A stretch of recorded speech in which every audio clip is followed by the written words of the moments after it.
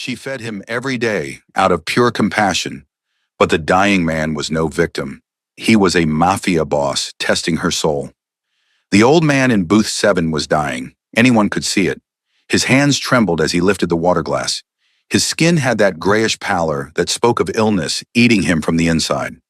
He came to the Bluebird Diner every morning at 6 a.m., ordered nothing but black coffee, and sat alone watching the sunrise through grease-stained windows. Zara Williams had been watching him for 3 weeks. 26 years old, working doubles at a diner in South Central LA, she'd seen enough of life's cruelty to recognize it in human form. The old man never ate, just coffee, black, 2 refills. Then he'd leave a $5 bill and shuffle out like every step cost him. "He's gonna die in that booth one day," her coworker Marcus said, wiping down the counter. "Probably can't afford food, or maybe he's just given up." Zara looked at the old man, really looked.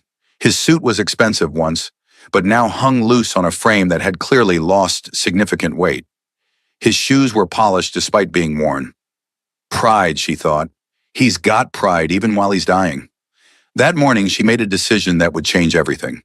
She grabbed a plate, scrambled eggs, bacon, toast, hash browns, the works, and carried it to booth 7. "On the house," she said with a smile, setting it in front of him. The old man looked up, and Zara caught her breath. His eyes were sharp, intelligent, completely at odds with his frail appearance. For a moment, something flickered in those dark depths. Surprise, calculation, maybe even amusement. Then it was gone, replaced by watery gratitude. "I can't accept," he said in heavily accented English, pushing the plate away with shaking hands. "I didn't order." "I know, but you need to eat, sir, and I need to feed someone who needs it. So please, let me do this." He studied her face like he was memorizing it. Then slowly he picked up his fork. Zara watched him take the first bite, saw something like relief cross his features, and felt warmth spread through her chest. This was why she'd become a waitress despite her business degree. These moments, these small acts of human kindness in a world that had too little of it. What Zara didn't know, couldn't know, was that the dying old man was 38-year-old Kang Jae-sung, head of the most powerful Korean criminal organization in Los Angeles. That his illness was expertly applied makeup and carefully practiced tremors. That he'd been sent to test her, to see if the woman his intelligence network had identified as unsuitably compassionate would prove to be a liability to their operation. And what Jae-sung didn't know was that this simple act of kindness from a waitress who couldn't afford it would make him question everything he'd built his life on. The next morning, the old man was back. Same booth, same time. Zara brought him coffee and another full breakfast without being asked. "Morning, Mr. Kim," she said using the name he'd given her the day before. "You can't keep feeding me for free," he protested weakly. "Your boss doesn't need to know. Besides, you think I'm paying full price for this food? Employee discount means this costs me like $3. Small price to make sure someone eats." She refilled his coffee. "You got family, Mr. Kim? Someone who can help you?" Something dark crossed his face. "Had a daughter once, long ago. She would be about your age now." "What happened to her?" "I made choices, bad choices. She paid the price." His accent seemed to thicken with emotion. "This is my punishment, to die alone." "You're not alone," Zara said firmly. "You got me, and I'm not going anywhere." In the kitchen, Marcus pulled her aside. "Z, you can't keep giving away food. Diego's gonna notice eventually, and you'll get fired." "Let him notice. That old man is dying, Marcus. Dying. And he comes here every morning probably because it's the only human contact he has. I'm not gonna let him starve just to keep a job at a diner that pays minimum wage." "You got the biggest heart of anyone I know," Marcus said, shaking his head. "It's gonna get you in trouble one day." "Probably, but at least I'll be able to sleep at night." What Zara didn't see was the old man pulling out a phone the moment she returned to the kitchen. Didn't see him text a message in Korean to a number with no name. Didn't see the slight smile that crossed his face as he typed, "She's real. The compassion isn't an act." Proceeding to phase 2. The routine continued. Every morning Zara brought breakfast. Every morning they talked. The old man, Mr. Kim, told stories about Korea in the 1960s, about coming to America with nothing, about building and losing and building again. His English got better each day, Zara noticed, but she attributed it to him feeling more comfortable. "You're too kind for this world," he said one morning, watching her refill his coffee for the third time. "Someone will take advantage of that kindness. Maybe, but I'd rather be taken advantage of than turn cold and suspicious." My mama always said, "Zara, you can't control what people do to you, but you can control who you choose to be." I choose to be someone who helps. Your mother sounds wise. She was. Breast cancer took her 3 years ago. She was a waitress too. Worked herself to death trying to give me a better life. And I ended up right where she was. Zara's smile turned bittersweet. "But she'd be proud I'm feeding you. She always said feeding people was holy work." Mr. Kim's hands trembled, but this time Zara suspected it wasn't from illness. She was right. In my country, we have a saying, if you save a life, you become responsible for it. You've saved mine many times over these past weeks. "Just brought you eggs, Mr. Kim. That's not saving a life, isn't it?" His eyes met hers, and for just a second, Zara saw something fierce and vital behind the frailty. Then he blinked and it was gone. "What do you dream of, Zara? Beyond this diner?" The question surprised her. No one asked about her dreams. "I want to open a restaurant, a real one. Not fancy, just good food at fair prices. A place where everyone feels welcome, where working people can afford to eat well, where—" She trailed off, embarrassed. "Where kindness is the main ingredient," Mr. Kim finished. "You would succeed at this. You have the heart for it." "Heart doesn't pay for a business loan. I've got $8,000 saved. Need about 10 times that just to start. So for now, I bring eggs to dying men and call it enough." Mr. Kim reached across the table, his trembling hand covering hers. "Never call your kindness enough like it's a small thing. Your kindness is everything. It's what separates humans from animals, what makes life worth living." His grip tightened, and for a moment it didn't feel frail at all. "Promise me you'll never lose that, no matter what happens." "I promise, Mr. Kim. Now eat before it gets cold." That night, in a penthouse office overlooking downtown LA, Jae-sung sat across from his second-in-command, Min-ho, and peeled off the latex that aged his face by decades. The transformation was startling. From dying old man to vital, dangerous, devastatingly handsome crime lord in minutes. "The test is complete," Min-ho said in Korean. "She's proven consistent, feeds you daily, refuses payment, shows genuine compassion. The surveillance confirms she has no ulterior motives. She's simply kind." "Too kind for the world we inhabit," Jae-sung murmured, studying his real face in the mirror. At 28, he'd already built an empire on violence and fear, had killed his first man at 19, had inherited his father's organization at 23, and expanded it beyond imagination. He was wealthy, powerful, untouchable, and completely empty.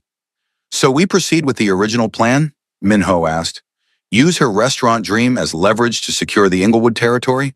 She buys the building we've selected, we use it for money laundering, and everyone wins." Jae-sung was quiet for a long moment. "She asked me about family today, about my daughter." "The cover story daughter."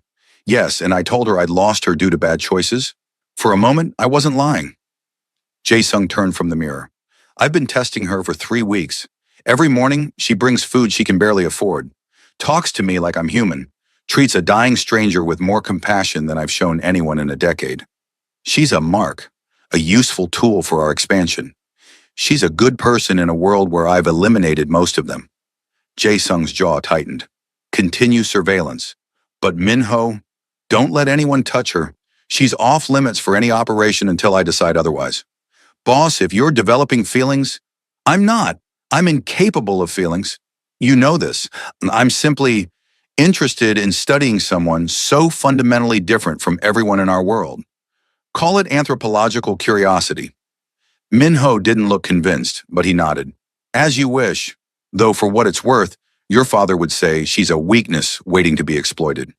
My father is dead because he let his weaknesses show. I won't make that mistake."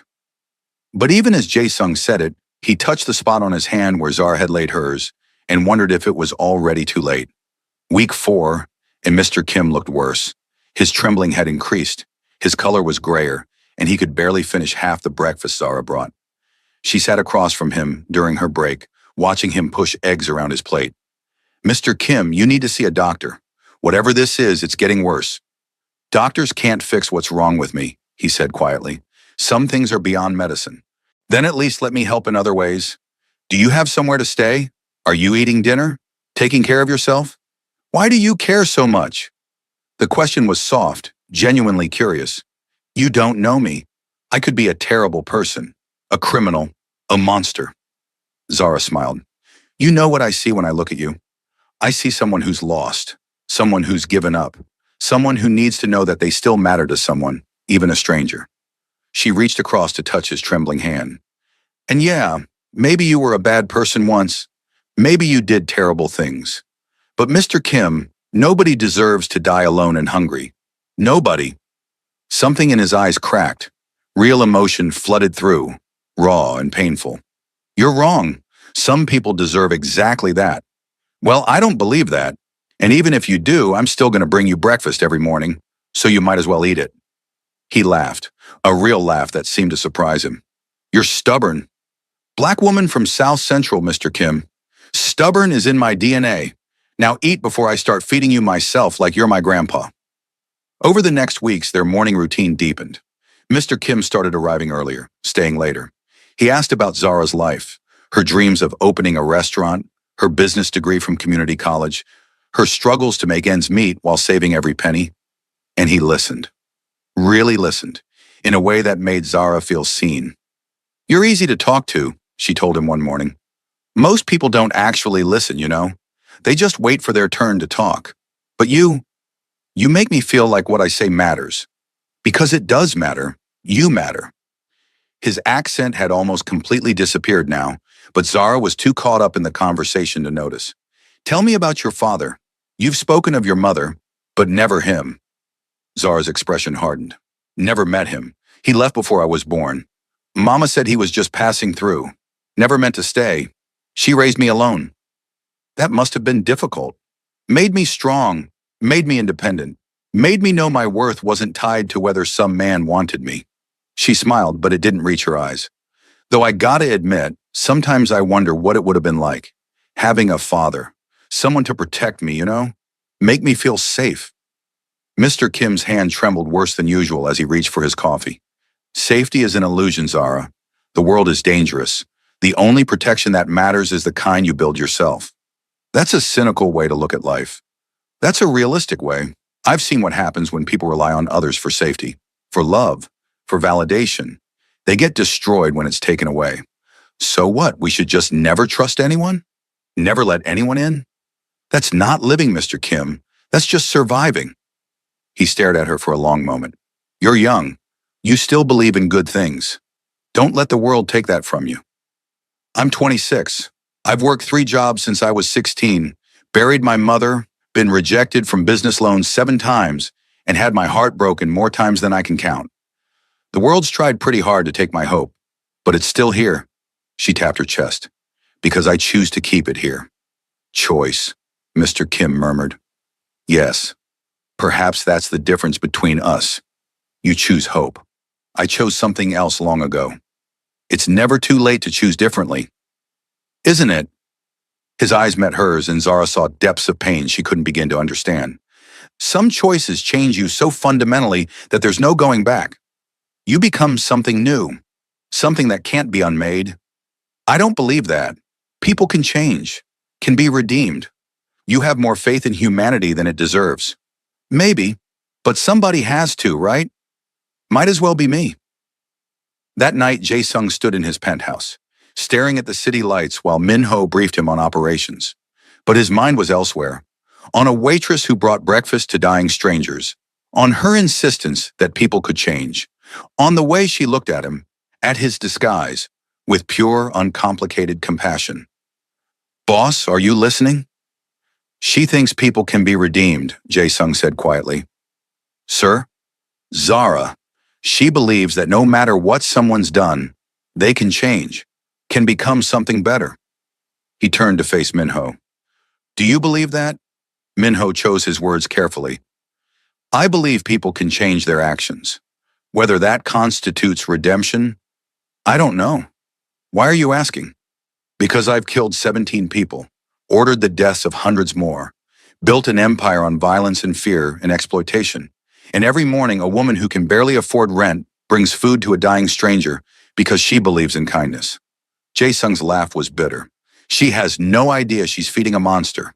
Then end the operation, reveal yourself or don't, but stop this before it becomes complicated. It's already complicated. I'm testing her to see if she's genuine enough to exploit for our Inglewood expansion, but every day she proves herself to be exactly what she appears. Genuinely, impossibly good. And he stopped. You what? I don't want to corrupt that. For the first time in my life, I don't want to destroy something beautiful just because I can. Minho was quiet for a long moment.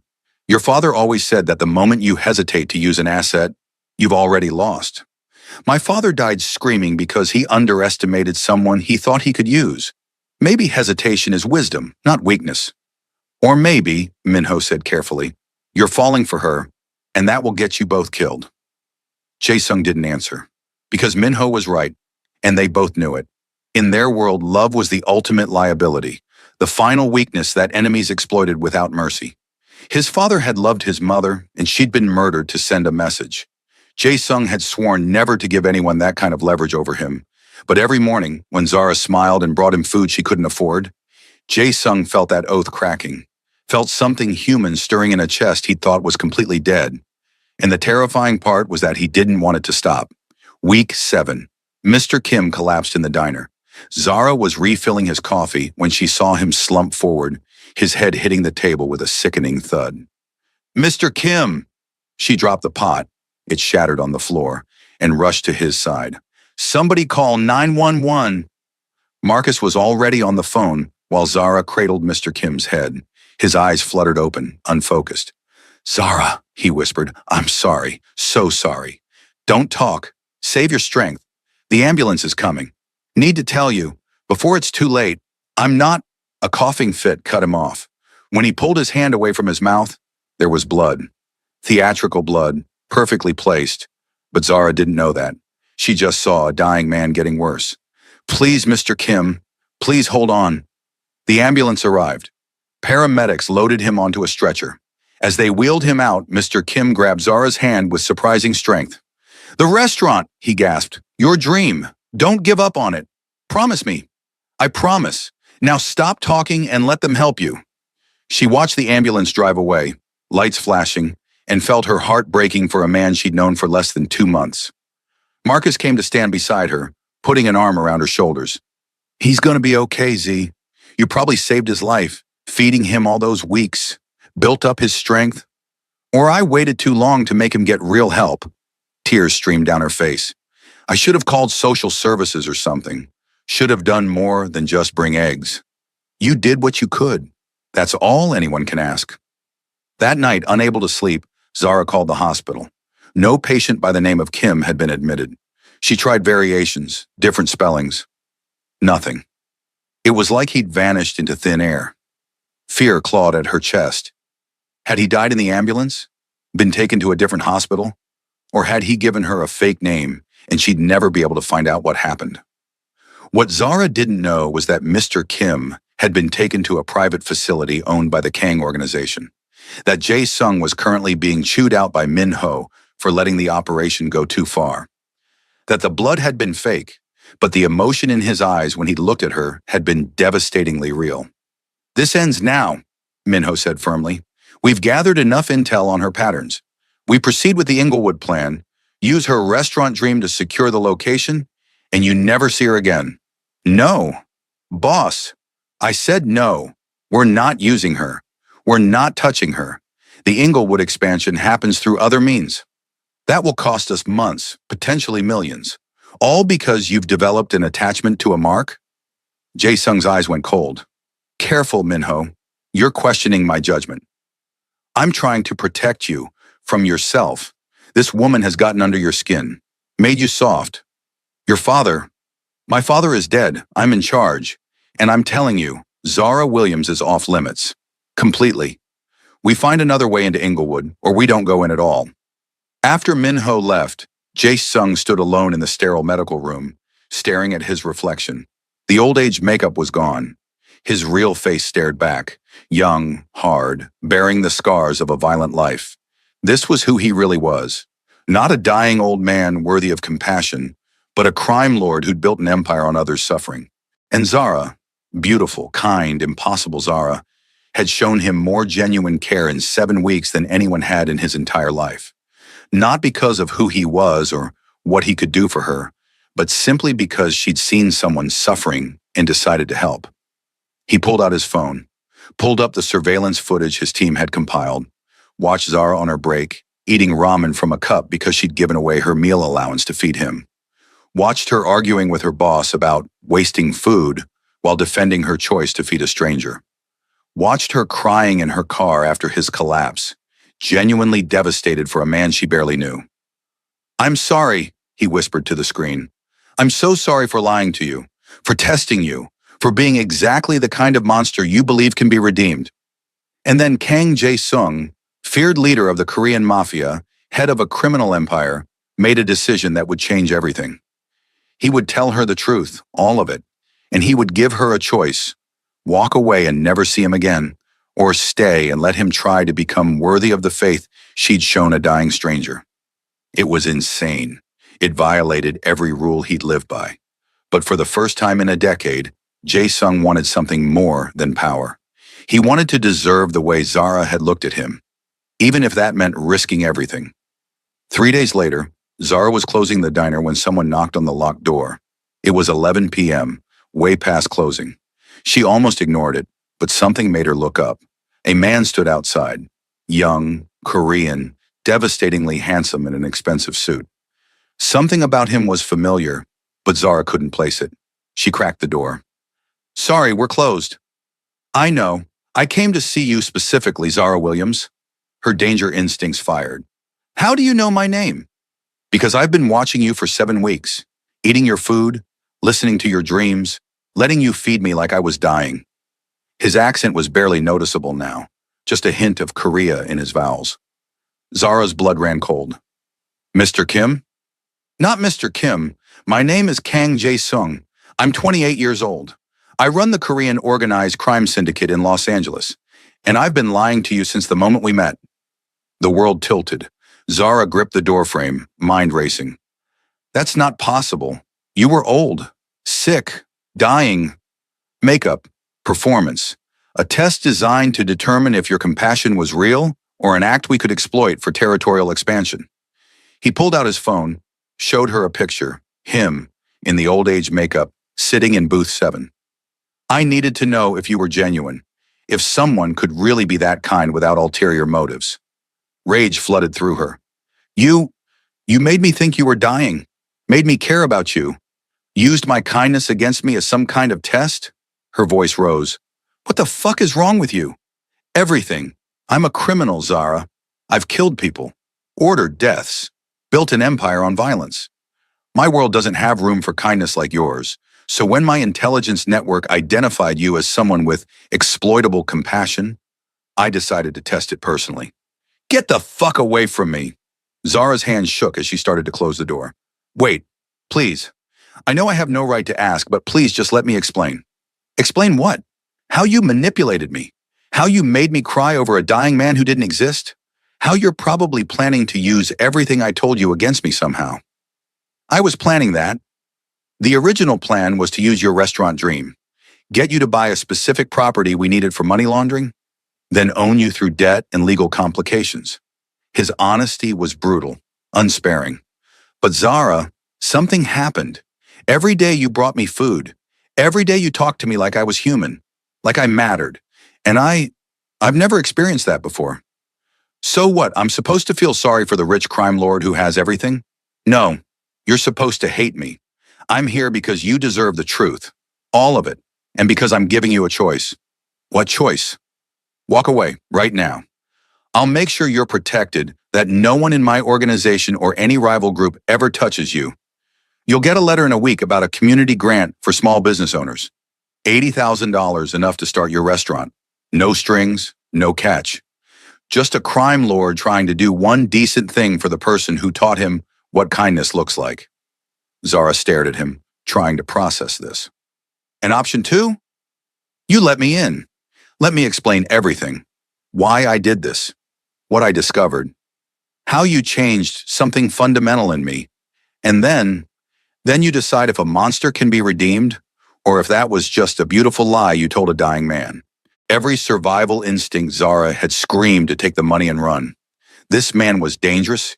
He'd admitted to murder, to running a criminal empire, to planning to exploit her. He'd manipulated her compassion and lied to her face for weeks. But a smaller voice whispered, "You told him people could change. That redemption was possible. Was that true or just pretty words?" "If I let you in," Zara said slowly, "you tell me everything. No more lies, no more manipulation, complete honesty, even if it makes you look worse." "Agreed. And if I decide you're too dangerous, too far gone, I walk away and you let me. No retaliation. No, you know too much bullshit. You have my word, which I know means nothing right now, but I'll prove it's worth something." Zara unlocked the door fully, stepped back. "You've got 1 hour, then I decide." Jae-sung entered the diner, and they sat across from each other in booth 7, the booth where this had all started, where a lie had been told and a truth had been discovered. "My father was Kang Min Seok," Jae-sung began. "He came to America in 1985, already running operations in Seoul. Built the Korean Mafia presence here from nothing. I was born into this life. Literally. My first memory is my father teaching me to shoot a gun. I was 5 years old." Zara listened, face carefully neutral. "I killed my first person when I was 19, a rival gang member who was planning to assassinate my father. I beat him to death with my hands in an alley in Koreatown. And you know what I felt? Nothing. Absolutely nothing. Like I'd been born without the part of me that was supposed to care about taking a life. That's not possible. Everyone has empathy." "Do they? Because I spent the next 9 years killing, ordering deaths, destroying lives, building an empire, and never once losing sleep over it. My father died when I was 23. Car bomb meant for me. I took over his organization and expanded it beyond anything he'd imagined. Made millions, built legitimate businesses as fronts, became untouchable. So why me? Why test some random waitress? Because 3 months ago, one of my operations went bad. We were moving into Inglewood territory, and we needed local businesses to cooperate. But they wouldn't. No matter how much money we offered, no matter what threats we made, this community held together. And when my people investigated why, your name kept coming up." Zara blinked. "My name? Apparently you've been feeding half the neighborhood for years, bringing leftover food to the homeless, paying for customers who can't afford their meals, organizing community fundraisers. You're like this beacon of goodness that makes people want to be better, want to protect each other. I just help when I can. That's everything. Don't you see? In my world, kindness is a weakness to exploit. Compassion is leverage. But you made kindness into strength, made a whole community resistant to corruption because you showed them what caring for each other looks like." Jae-sung leaned forward. "So I decided to test you, see if it was real, if someone could genuinely be that good without wanting something in return. I created the Mr. Kim persona, spent weeks preparing, and walked into your diner expecting to expose you as just another con artist with better marketing. And instead, you were real. Day after day, you brought food to a dying stranger, sat with him, talked to him, made him feel human. And somewhere around week 3, I realized I wasn't testing you anymore. I was hoping, desperately hoping that maybe goodness actually existed, that maybe I wasn't too far gone to recognize it." Tears burned in Zara's eyes, but she refused to let them fall. "That doesn't excuse what you did. You lied to me, manipulated my compassion." "You're right, it doesn't. Nothing excuses it. I'm telling you this so you understand what you're dealing with. I'm a man who's built his entire life on deception and violence, who tested your kindness like it was a commodity to evaluate, who was planning to use your restaurant dream to launder money. Was planning. I called it off. Told my people you were off limits, that we'd find another way into Inglewood or abandon the territory entirely. Why? Because He stopped. Started again. "Because you asked me if I had a daughter, and I told you I'd lost her due to bad choices. That was supposed to be a lie, part of the backstory. But when I said it, I realized it was true. In another life, another world, I could have had a daughter, could have been someone worth knowing. But I made choices that closed those doors forever. Choices can be unmade. Can they? I've killed 17 people, Zara, directly, with my own hands, hundreds more indirectly. I run an organization that sells drugs, guns, people, that destroys lives for profit. How do you unmake that? Zara was quiet for a long moment. You can't. Those things happened. Those people are gone. But Mr. Kim, Jae Sung, redemption isn't about erasing the past. It's about choosing differently going forward. Even for someone like me? I don't know. Honestly, I don't. This is way beyond anything I've ever dealt with. You're a criminal, a killer, everything I should run from. She looked at him directly. But for 7 weeks, I saw something different. Someone who listened, who made me feel valued, who talked about loss and regret like he actually felt it. I did feel it. That's what terrifies me. For the first time in a decade, I felt something other than emptiness. And it was because of you. Because you treated a dying stranger with more compassion than I've shown anyone in my entire life. So what do you want from me? Absolution? Permission to feel less guilty? I want a chance. Just one chance to prove that maybe I'm not completely beyond redemption. That maybe your faith in human goodness isn't misplaced. And how exactly would that work? I'm a waitress from South Central. You're a crime boss. We don't exactly run in the same circles. I don't know. I've never done this before. Never wanted to. But Zara, every morning when you brought me breakfast, I felt human. Felt like maybe I could be more than my father's legacy, more than the body count in the blood money. He reached across the table, not touching her, just offering his hand. I can't promise I'll succeed. Can't promise I won't disappoint you. But I can promise complete honesty from this moment forward. No more lies, no more manipulation. Just a fundamentally broken man asking if you believe your own words about redemption. Zara stared at his outstretched hand. Every rational cell in her body screamed to leave. To take the $80,000 and never look back. To protect herself from the danger and heartbreak that getting involved with this man would inevitably bring. But Zara Williams had never been particularly good at doing the rational thing. Her mother had always said she had too much heart and not enough sense. And looking at Jae Sung, really looking, past the expensive suit and the dangerous eyes to the raw vulnerability beneath, she saw the same thing she'd seen in Mr. Kim. Someone who was lost. Someone who needed to know they still mattered. Someone who was testing whether hope still existed in a world that had tried to beat it out of them both. If I do this, Zara said slowly, there are rules, non-negotiable. Anything. 1. No more lies. Ever. I don't care how bad the truth is, I need honesty. 2. You don't use my kindness as a weakness. Don't manipulate my compassion to get what you want. 3. I'm not asking you to leave your organization overnight, but I need to see progress, real, meaningful change, not just words. Agreed. All of it. And 4, she took a breath. You have to let me in. All the way. No walls. No hiding behind the crime lord persona. If we're doing this, I need to see who you really are. Not Mr. Kim, not Kang Jae Sung, the untouchable boss. Just you. Something vulnerable flickered across his face. What if I don't know who that is anymore? Then we figure it out together. Slowly, carefully, Zara reached out and took his hand. The contact sent electricity through both of them. The same spark that had existed even through the lie, even through the makeup and the performance. I'm probably going to regret this, Zara said. Definitely. I come with more baggage than anyone should have to handle. And I'm probably insane for thinking a crime lord can change. Absolutely insane. My world is dangerous. People who get close to me tend to get hurt. So why are we doing this? Jae Sung's grip tightened on her hand. Because for the first time in my life, I want to be worth someone's faith. And you're the only person who's ever looked at me, really looked at me, and seen something worth saving. They sat there in booth 7, hands clasped, 2 people from impossible worlds trying to build a bridge between them. Zara, with her boundless compassion and belief in human goodness. Jae Sung, with his empire of blood and his desperate hope that maybe, just maybe, redemption wasn't just a beautiful lie. So where do we start? Zara asked. Honestly, I have no idea. I've never tried to be a good person before. Then let's start simple. Tomorrow morning, 6 a.m., same booth. But this time, you show up as yourself. Real face, real name, real story. and I'll bring you breakfast, just like always. Why? Because that's what started this. Me feeding a stranger who looked like he needed it.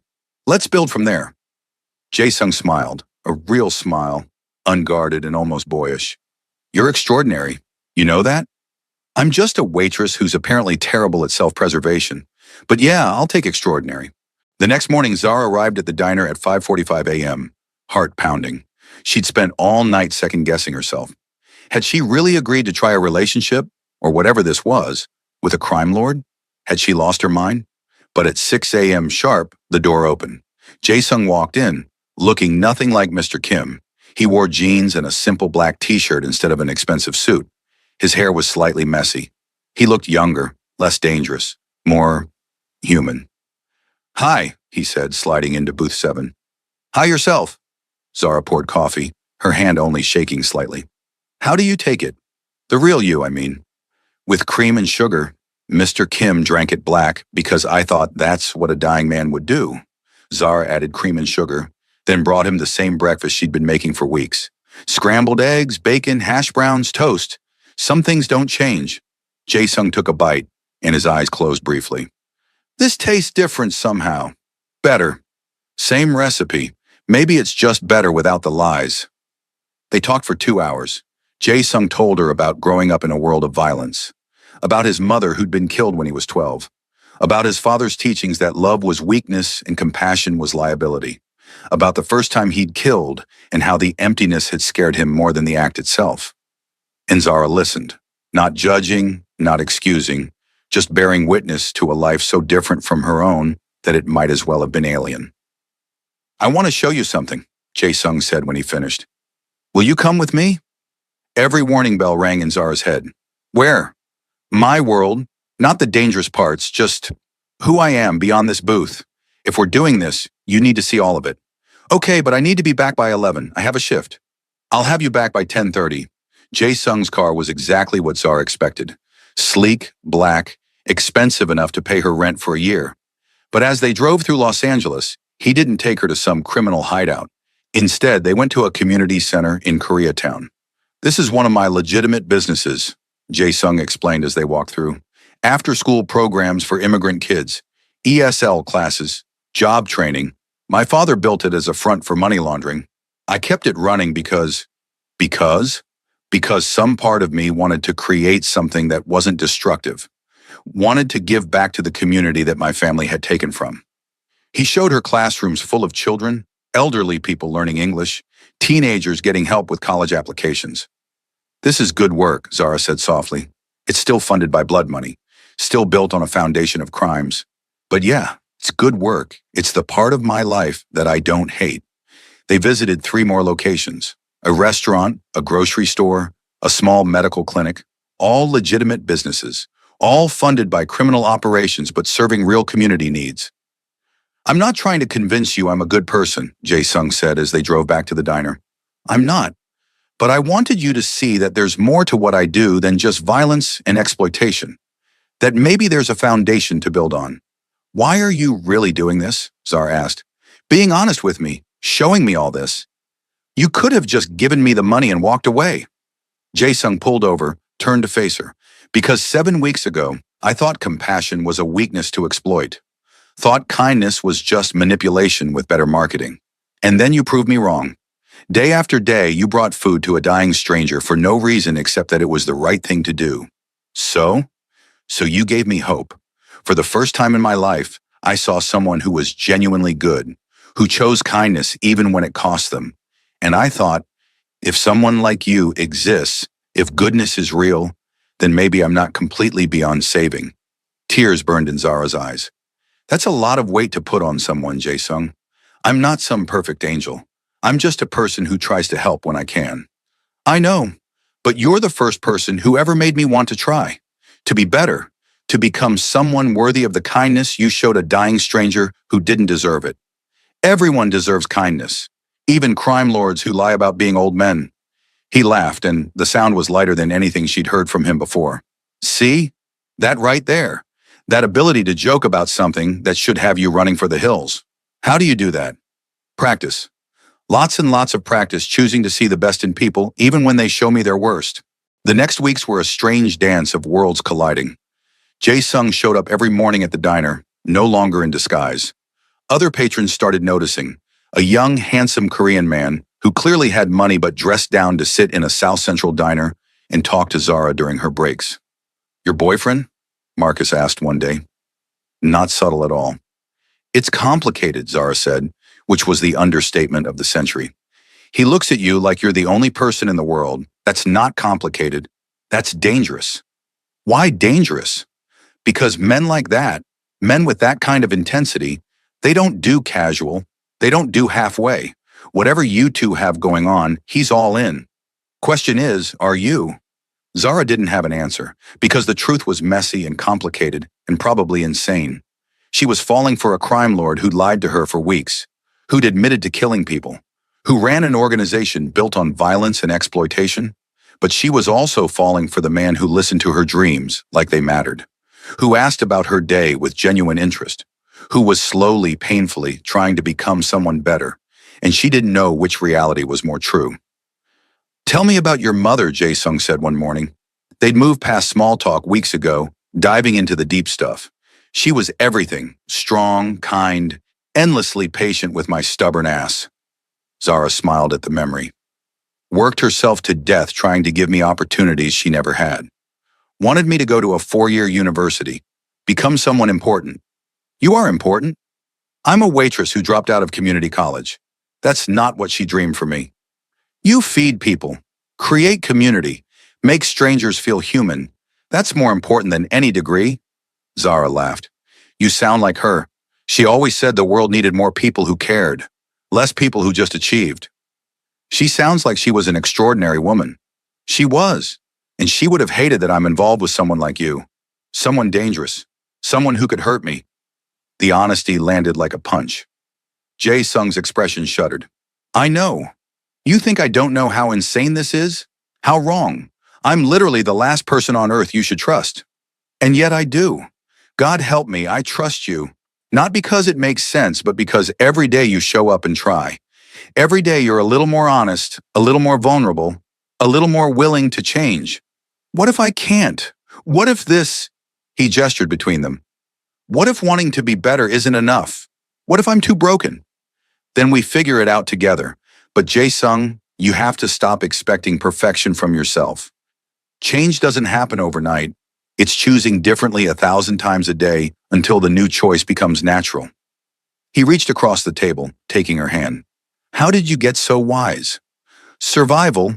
When you grow up poor and black in America, you learn fast that the world won't give you anything.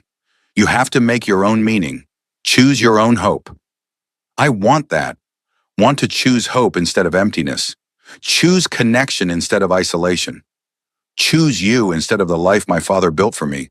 So choose it, right now, every single day. Choose it until it becomes who you are." But choosing was harder than either of them anticipated. 3 months into their strange relationship, reality crashed in. Zara was walking to her car after a late shift when 3 men stepped out of the shadows. She recognized the type immediately. Predators who saw a lone woman as easy prey. "Nice purse," one said, blocking her path. "Hand it over." Zara's heart hammered, but she kept her voice steady. "I've got maybe $40 in a dead phone. Not worth your time." "We'll decide what's worth our time." She was reaching for her purse, ready to just give it and leave, when a car screeched to a stop. Jae-sung emerged, and the temperature dropped about 20 degrees. The shift was instant. The man Zara knew, thoughtful, vulnerable, trying to change, vanished. In his place stood someone completely different, someone who radiated danger like heat. He spoke in rapid Korean to the men. Zara didn't understand the words, but she understood the tone. Cold, deadly, absolute. The would-be muggers went pale. One started apologizing profusely. Another literally backed against a wall. Then Jae-sung did something that made Zara's blood run cold. He pulled out a gun, casual like it was nothing, and pointed it at the leader's head. More Korean, sharp, unforgiving. "Jae-sung," Zara breathed. "Don't." He didn't even look at her, just kept the gun trained on the man, who was now on his knees, begging. More Korean. The other 2 men dragged their leader away, stumbling over themselves to escape. When they were gone, Jae-sung turned to Zara, and she took an involuntary step back. Because the man looking at her wasn't the one who showed up every morning for breakfast. This was the crime lord, the killer, the monster she'd been trying so hard not to see. You had a gun, she said, voice shaking. You were going to kill him. Over $40 in a purse. No, over you. Over someone threatening what's mine. I'm not a possession. I know that. But in my world, anyone who threatens you is signing their own death warrant. That's how this works. That's who I am. No, that's who you were. Who you said you were trying not to be anymore. Jae-sung's laugh was bitter. You think wanting to change means I can? You think your kindness and breakfast are enough to erase 28 years of violence? They were going to hurt you, Zara. Take your money, your phone, maybe more. And you wanted me to just let that happen? I wanted you to call the police, to handle it like a normal person. I'm not a normal person. I'm a criminal, a killer. I've told you this. But you keep trying to see something better, something redeemable. And tonight you saw the truth. This is who I really am. Tears streamed down Zara's face. Is it? Or is this just easier? Staying the monster instead of doing the hard work of becoming something else?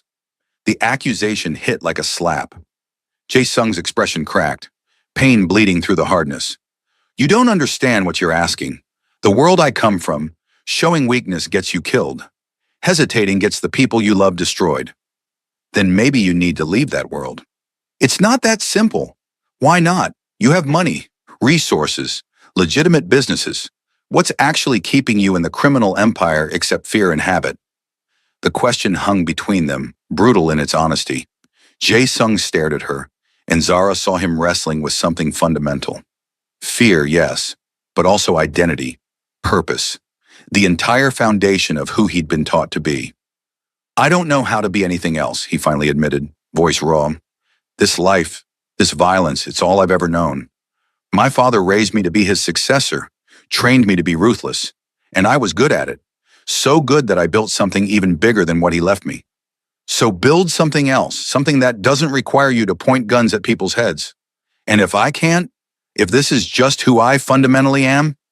Zara stepped closer, despite everything, despite the fear. Then I was wrong.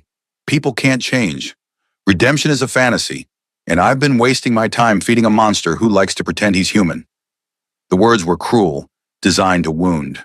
And they did. Zara saw Jae-sung flinch like she'd physically struck him. Is that what you really think? He asked quietly. I don't know what to think anymore. 3 months ago, you were a dying old man I fed out of kindness. Then you were a crime lord asking for redemption. Now you're someone who pulls guns on people in parking lots. Which one is real? All of them. None of them. I don't know. Jae-sung ran a hand through his hair, the gesture so tired and human it broke through Zara's anger. I'm trying, Zara. Every day I'm trying to be the person you see when you look at me. But tonight, when I saw those men threatening you, everything else disappeared. All I could think was that I'd kill anyone who hurt you. That's not love. That's possession. There's a difference. Is there? In my world, protecting what you love means being willing to destroy anything that threatens it. And in mine, love means being better. Being someone worth loving, not just someone powerful enough to keep threats away. They stared at each other across a gulf that suddenly seemed insurmountable. Zara from her world of kindness and faith in human goodness. Jae-sung from his world of violence and survival at any cost. I should go, Zara said, exhaustion replacing anger. I need time to think, to figure out if this is even possible. Don't!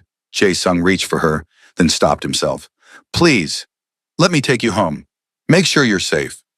I can take care of myself. I know you can, but please, let me do this one thing. Then I'll give you space, as much as you need. The drive to Zara's apartment was silent. When they arrived, she turned to him. I meant what I said. I need time. To figure out if redemption is real or just a story, I tell myself to feel better about being attracted to someone I shouldn't be. Take all the time you need. I'll be here. Waiting, hoping, trying to become worth the faith you showed a dying stranger. Zara got out, then paused. Jae-sung, tonight when you pulled that gun, you didn't fire it. Why? Because I heard your voice. saying my name. And for the first time in my life, that mattered more than making a point, more than establishing dominance. You asked me not to, and I couldn't. That's growth. Remember that. Even when you think you're still the same monster, remember that you chose differently because someone asked you to. She went inside, leaving Jae-sung sitting in his car, hands shaking on the steering wheel. Because she was right. For the first time in his life, he'd hesitated, had chosen not to pull the trigger even when every instinct screamed to do it. It wasn't much, wasn't redemption or transformation, but it was something. A crack in the armor he'd worn for so long he'd forgotten it wasn't his skin. Zara didn't come to the diner the next morning, or the next, or the next. She called in sick, spent 3 days in her apartment, wrestling with impossible questions. Could people really change? Could someone built from violence and blood become something gentler? And more importantly, was it her responsibility to help him try, or was she just setting herself up for heartbreak? Shanice came over on day 4, took one look at Zara's tear-stained face and unwashed hair, and said, "Okay, spill. What happened?" So Zara told her everything. The dying old man, the weeks of feeding him, the revelation, the tentative relationship, and finally the gun in the parking lot and her terror at seeing who Jae-sung really was beneath the veneer of change.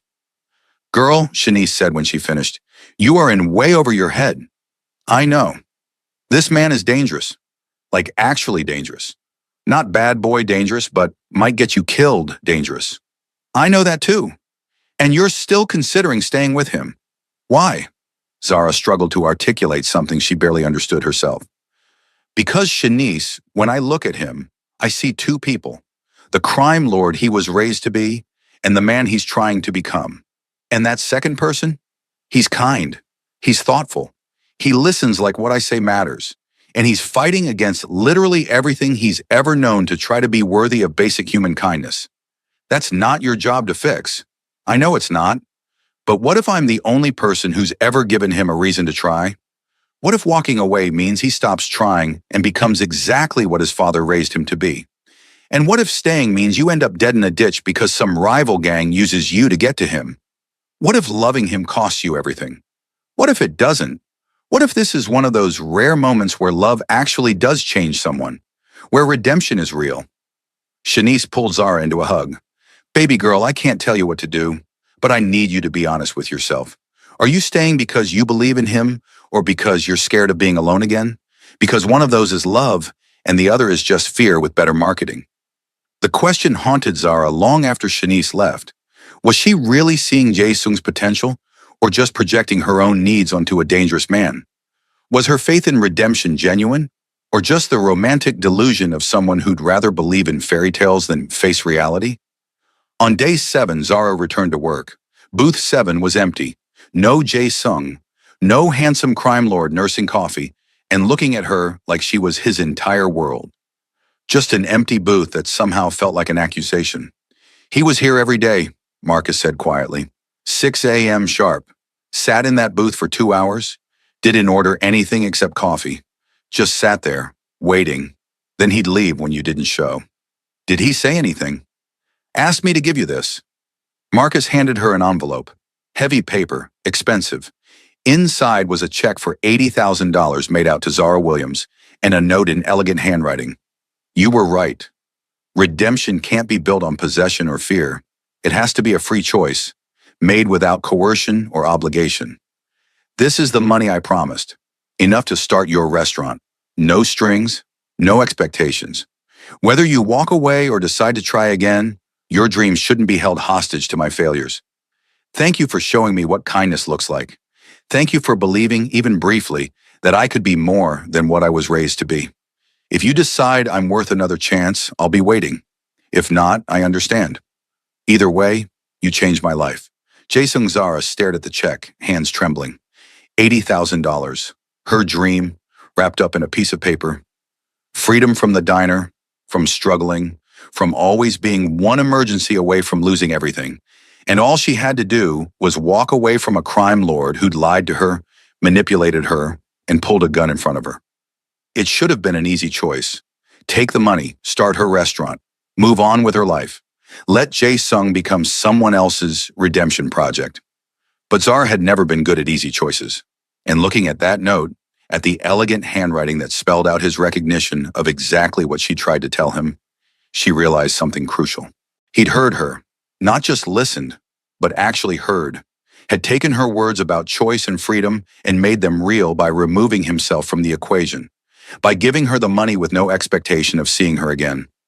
That was growth, real, painful growth, the kind that cost something. Marcus, Zara said slowly, I need to take a break. Where are you going? To make a choice, a real one, with clear eyes and no illusions. Zara found Jae-sung at the community center in Koreatown. He was in a classroom, helping an elderly Korean woman practice English. His posture was relaxed, his smile genuine, and for a moment Zara just watched him be exactly what he'd shown her during those breakfast conversations. Human, patient, kind. He looked up, saw her, and froze.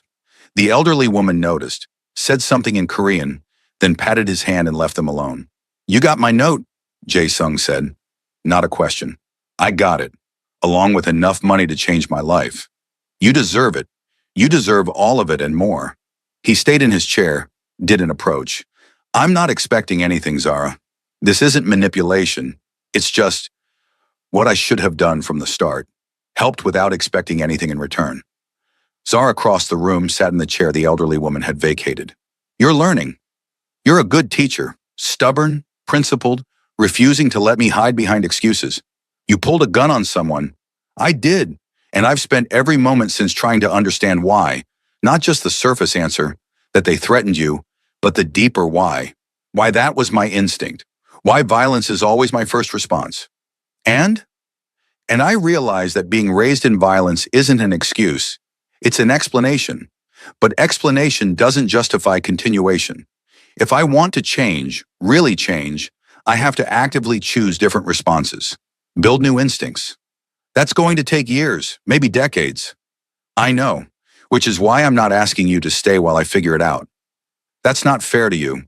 You've already given me more than I deserved, showed me what compassion looks like, what it means to choose kindness even when it costs you. Zara studied his face, saw genuine resignation, not manipulation. He really was prepared to let her walk away. What if I don't want to leave? Hope flashed across his features, quickly suppressed. Then you'd be making a terrible decision. I'm a work in progress at best, a dangerous liability at worst. Yeah, probably. But Jae-sung, here's the thing. I've been thinking about what you said, about not knowing how to be anything other than what you were raised to be. And I realized something. What? Nobody knows how to be anything until they try. I didn't know how to be a caretaker until my mom got sick. Didn't know how to be resilient until I lost everything. Didn't know how to forgive until I had to choose between bitterness and hope. She reached across to take his hand. You don't know how to be a good person because you've never tried, but trying is how you learn. I don't want to hurt you, don't want my world to destroy the goodness in you. Then don't let it. Make different choices. Build something better. And let me help. Not as your savior or your redemption, but as your partner. Partner? He tested the word like it was foreign. You'd really stay? Knowing everything you know? All the violence, the blood, the danger? I'm staying with conditions. Real ones. Not just pretty words. Tell me. 1. You start transitioning out of the criminal operations. Not overnight, but with a real timeline and plan. 2. You talk to someone professional, a therapist, someone who can help you process the violence you've lived with and build healthier coping mechanisms. 3. No more guns around me, ever. I can't build a life with someone who solves problems with violence. That last one, Zara, in my world, not carrying a gun is dangerous. It makes you vulnerable. Then change your world. You have legitimate businesses, resources, intelligence. Use them to build something that doesn't require constant armed vigilance. Jae-sung was quiet for a long moment. That will take time, and during the transition, there will be risks. People in my organization who resist. Rivals who see the change as weakness. I know. I'm not naive about what I'm signing up for. But Jae-sung, if you really want to change, you have to commit. Not halfway, not eventually. Actually commit to becoming someone different. And if I fail, if the violence is too ingrained, then we'll deal with it. Together. But you have to try. Really try. Not just for me, but for yourself.